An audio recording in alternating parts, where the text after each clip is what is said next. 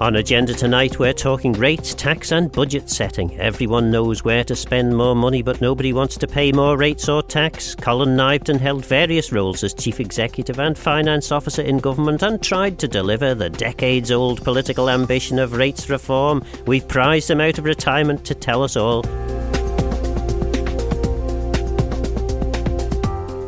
Ever wondered how all these dark and mysterious processes work? You'll wish you hadn't asked.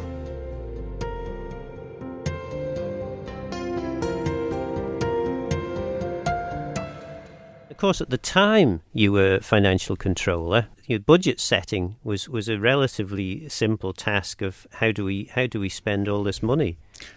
Indeed, it's amazing how things have changed since my time at the Treasury. This was pre-2008, of course, when all the issues with VAT suddenly descended upon the Isle of Man, and this stream of income that we'd been enjoying suddenly ceased. And during the period I was at the Treasury, one of the main problems that we had was trying to play down the amount of income that we thought we were going to receive and not allowing too much of it to be spread out amongst the departmental budgets. Because at the time, of course, there was very little reason to turn down expenditure for what seemed to be vital schemes, because the money was there. And we had to try and come up with ways of putting money into reserves, trying to keep the money set aside for a rainy day.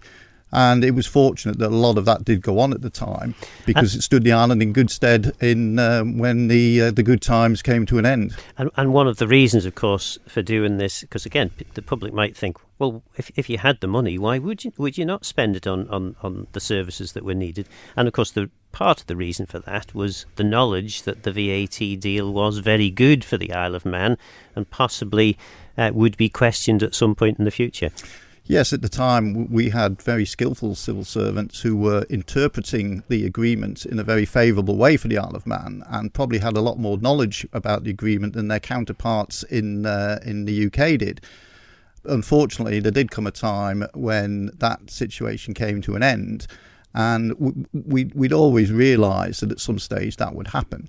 And one of the dangers was that if, of course, you spent too much money on new capital projects and other types of schemes, the revenue consequences of those schemes meant that you had to have more money every year to maintain those assets and look after them. So it was always a major concern for the Treasury at the time that there was a prudent approach to spending, and that as much money as we could find to put away into various reserve accounts was that action was taken. So then your next move was out of the Treasury just at the time when it was perhaps not a good thing to be a chief executive in a department. Yeah, all of a sudden it was you were the sort of gamekeeper turned poacher, and obviously started to having to look at things in a different way, because of course that was when I joined yourself at DAF and at Rose House on Circular Road, and we were fortunate, and one of the projects that we were able to finance was the building of the new headquarters at St John's, and that proved to be a very cost-effective move, both for the department and also in terms of the revenue, because we were renting the place on Rose House was quite an expensive building to occupy. So that was great to see that project come to fruition, and I think I spent 3 days in the new headquarters before I was moved to the newly formed Department of Economic Development back in St George's House. So. And going back then to well, let's go back to the budget.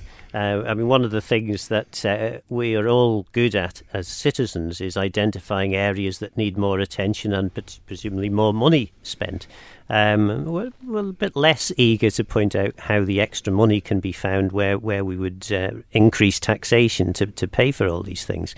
But how do you plan a budget when there's so many conflicting demands and not an obvious political steer from the public, in that you've got all these independent members in Tynwald? That is one of the issues, as you just touched upon, is the independent nature of members. So there isn't a sort of a party steer coming from one way or the other. But you start off with a budget process, basically working out what your income is going to be and how much you can afford to spend. I'm not 100% sure if that's still the case these days, but certainly at the time I was at the Treasury, it was never countenanced that you would be spending more money than what you were actually earning every year. And that was the sort of no borrowing mantra was something that was ingrained in us consistently at that time. So you had to work out exactly what our income was going to be and then come up with various spending limits that would enable a department to bid for whatever additional money, assuming there were going to be additional funds available. But of course, since my time at the Treasury, things have changed. It's almost now saying, well, you're going to have to manage with less money than what you had last year. And again, then departments go away and they look at areas where they can either they need more money or they think they can make do with a little bit less money and come back with a plan. Then all the different department budgets get put together and you look at the overall scheme and see where are we. And, of course, where we are at the moment is in quite difficult financial circumstances. So presumably you're not envious of the team in Treasury who are trying to pull the latest budget together. Well, yeah, and I don't think it's just the Treasury. I think it depends wherever you are in any department at the moment. It's much more difficult when you've got either a stagnant budget or, in fact, you may even have less. But given that the demand for public services is going up and up, and I mean, I just heard this week about additional money being required by the Department of Health and Social Care. And I mean, that is one department where you could virtually spend all of government's income every year in one department, and it still wouldn't probably match all their requirements. So there's obviously got to be a lot of compromises along the way. And then, of course, you've got the political element on top of that, where particular politicians often have schemes that they really want to see progressed, and they've made commitments to their constituents and things. So this all adds an extra dimension which differentiates the public sector from the private sector, where sort of making a profit is the one and only thing that really guides people. Well, it's very different in government. Obviously, budget is approaching, and people are already making the snide suggestions that it's actually the budget was put to bed by the civil servants in the summer while the politicians were all out fighting elections. I mean, this is a constant jibe that senior civil servants get thrown in their direction, that they're actually in charge and the politicians are merely there to rubber stamp civil servants' decisions. Obviously, I'm a former civil servant and you're a former politician. And I think we could quite agree that I might come to you with a recommendation, but ultimately you would make the decision as to whether that recommendation goes ahead or not. And what the civil servants will have been doing during the summer was preparing the background, preparing the options, getting some grounding on the figures so that they can then present them to their departmental members so that they can sign them off at a departmental level, and then they go up for consideration to the Treasury and then on to the Council of Ministers. So at every stage in that process, there is political oversight. And if a politician decides that's not something that he or she can't support, then it has to go away and the civil servants come up with something different. And it's fair to say that if a politician is too weak to stand up to their civil servants, then the civil servants will rule the roost. I think you have different types of civil servants, different characters, and you have different types of politicians, and it depends upon what the blend is. But ideally, you want a resourceful civil servant and you have a sensible politician who will then look at it and decide, yep, that makes sense, or no, it doesn't make sense. Moving on then to the main reason I actually got you in, you in a fairly earlier part of your time in the civil service, you conducted a review for government into the rates system. I suppose it would be useful perhaps to understand why rates reform is necessary, but initially maybe to put that in the context of government's ability to control its income. Rates are designed to be a property-based tax for services that are provided around a person's dwelling, if we're talking about domestic properties. This goes back to the Rating and Valuation Act of 1953, and currently properties are still valued on a perceived rental value that goes back, I think, to either the late 60s. I've seen figures of either 1969 or 1971 when the last revaluation of the rental values was undertaken.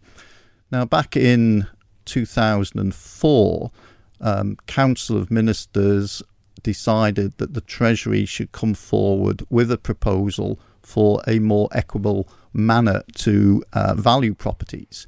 It wasn't a Treasury initiative. This was something that came down from the Council of Ministers, and it was the reasoning being that there had been a lot of complaints from individual ratepayers that the system was unfair. So the Treasury embarked at that stage, and I don't think it was the first time this had been looked at, even back in 2004. But we spent a lot of time. I headed up the project with another couple of officers, and we brought in people who'd had experience of rateable systems elsewhere in the UK. And we went through a range of options. They went back through the Treasury into Council of Ministers, and eventually came back that a system of capital values within a banding system was the most fairest way of removing the anomalies that currently existed and still exist in the rateable value system. You're listening to former CEO and Treasury Mandarin Colin Kniveton. And of course, the one thing that no one should expect from any taxation system is that you're going to come up with a completely fair system. Absolutely. I think what you're trying to do is come up with a system that removes the worst of the anomalies and comes up with something that's pretty fair for everybody, although, as you say, there will always be people who feel that they've been disadvantaged by any system, be it the existing one or a new one, and I don't think you're ever going to get away from that. And the key people who would have been disadvantaged by the version of rates reform that you had brought forward would have been people with the most expensive properties. Well, that appeared to be the case. We did 2 pilot studies where we valued on the system that we were proposing all the properties in Kirkmichael, and we also did a similar exercise in the urban area of Onken. Onken was split into 2, the sort of rural area and the urban area. So we took one that was urban, one that was rural. And certainly in the case of Kirkmichael, we discovered that there would be more properties having a lower rateable value than changes that would result in a higher rateable value. But throughout the exercise, one of the key points was that the exercise had to be, in terms of overall revenue that people would raise in each local authority, financially neutral. So if, for argument's sake, you were raising £100,000 from rates in Kirkmichael, the new system would provide £100,000. It was some people would pay a bit more, some people would pay a bit less. So I think we could quite easily conclude that because there were more properties paying a little bit less, there would be a fewer properties who would actually pay quite a bit more. And that was because the larger value properties were really paying less than what they should do, and the people in the lower values who normally, and I know it's not always the case, normally occupied by lower income families, were actually paying too much. And of course the reason now why rates reform is probably quite an important thing is money is tight. There's no doubt about that. We can't alter VAT rates. We have a sharing arrangement with the UK. Effectively, the UK sets the rate. It's always been said that headline rates of income tax are vital for attracting new business to the Isle of Man, so we can't play around too much with those either. And then the only other significant area of taxation available to government is that local tax rates area. And it's fair to say that rates on the Isle of Man, local tax, compared with the British Isles generally, it's quite low. Well, it was, and it still is. My first experience of this was when I joined the Water Authority, because, of course, the Water Authority's charges are based on rates. Now, of course, there was the argument that if you're a single person living in a big house, then you would pay more for your water, even though you might have been using actually less. But that's an anomaly of the water system. And of course, because again, I had the dubious pleasure of sitting on a water rate committee at one point. Something like 90% of the cost, maybe more than that you pay through your water rates is the capital costs of collecting, treating and dispensing the water. It was only some tiny percentage, less than 10% of the cost was the actual value of the water used. So the argument that just because you use less water you should pay a significantly lower amount didn't seem to be borne out by the actual costs. No, and we did a presentation to members during my time at the Water Authority demonstrating just that, and also suggesting that there was an option to move a portion of the charges for water to a standing charge, which would actually cover some of the costs of actually having that distribution system. So that meant that the water was available for you should you use it. And that would have reduced the amount of money that was raised through the rate system, and therefore would have taken some of the anomalies of the rate system out of the charges that were currently being levied. Now, again, that was sort of rejected by members at the time, and it didn't go any further. And actually, that's an interesting point, because a number of local authorities in recent years have moved towards a household charge in relation to waste collection and disposal costs, regardless of whether you're a multi-millionaire with a very big property or a relatively impoverished family living in a relatively modest house. So it's fair to say that that's not a particularly progressive way of taxing people. And ultimately, rates, whatever you try and pretend it is a tax. It's not a charge for services.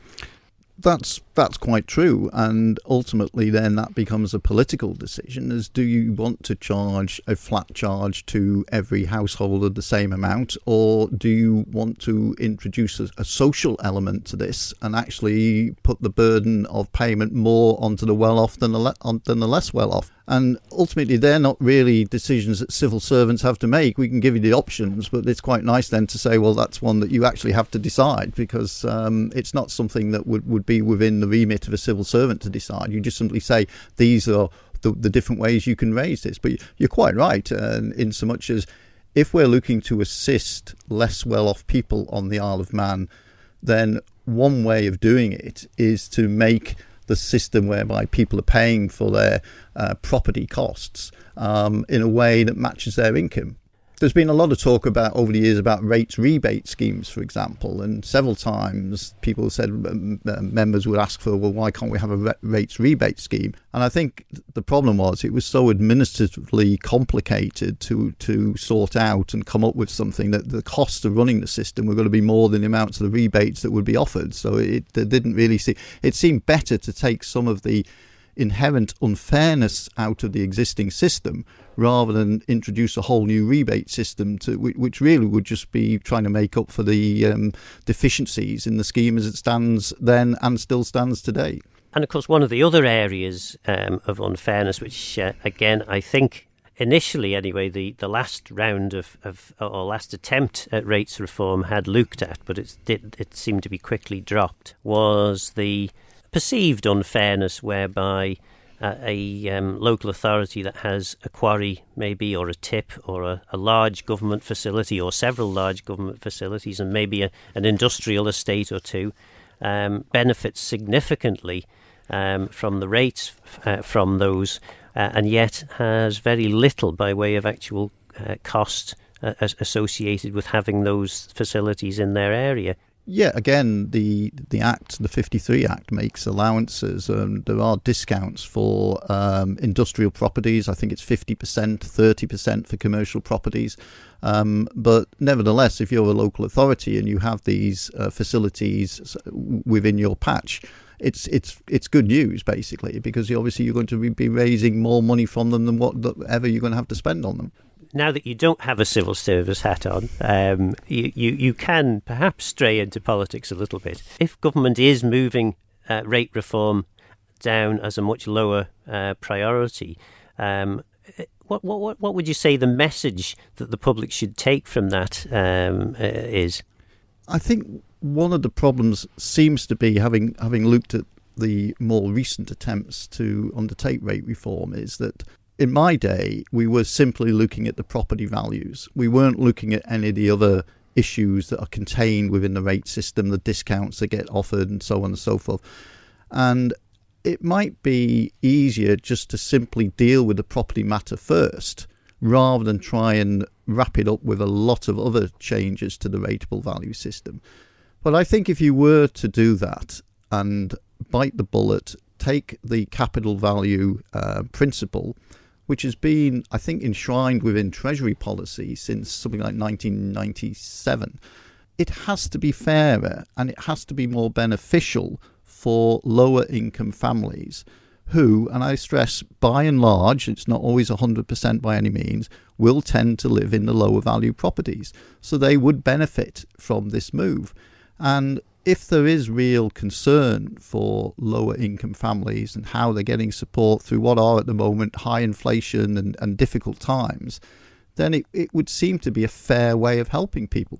So in essence then, Tynwald members who are wringing their hands saying, oh, isn't it awful that the hard-pressed working families and they're really struggling and we must do more, those politicians who also then say rate reform is not a priority are perhaps trying to have their cake and eat it. I was going to say perhaps they don't really understand the benefits that would accrue from the changes, because it's been a long time since that pilot scheme was undertaken in the different areas. And even then, it was surprising that it seemed to be members who were asking them questions about, and the member for Kurt Michael at that time was asking questions in December 2004 about this exercise, and clearly was not happy that the rate reform process was likely or might go ahead. But it seems difficult to see the logic behind that, because actually the majority of constituents in the house-owning constituents in Kurt Michael would have benefited. Certainly more would have benefited than would have lost out. And perhaps this is where the wise political head is required to understand just how people are motivated to turn out to vote. This obviously weighs on the mind of any political member, because they want to be concerned that what they're doing is what they believe to be in the best interest of their constituents. And I think there was a concern amongst the rural members that because a lot of low-value properties were actually in the country, at least historically, they'd been lower value, but now they'd become much more sought after to live in a detached property in the country somewhere, that in fact their constituents might lose out to a greater extent than those who lived in urban areas. And of course that's bound to be the case. Sounds to me as though I've picked the wrong programme here, because my little hovel in the countryside may attract a significantly higher rate if you get your way. I think that's probably true. I don't know what the rateable value of your property is at the moment, but I'm sure that under the new system, given the work you've done and the improvements that you've made to it, I'm sure it's going to have a higher capital value now than it did sort of in 1971. I think we've heard enough. It's clear that in our system, which is largely absent of political parties and programmes for government publicly supported at election, it is challenging to pull together all the competing spending commitments of Tynwald members in a workable budget. Rates reform seems again to be a distant prospect, but for how much longer can this grossly unfair tax continue in its current guise?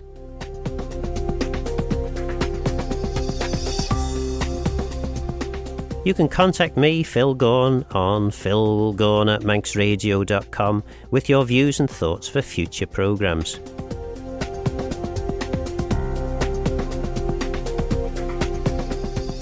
But for now, Guramayu, thanks for listening.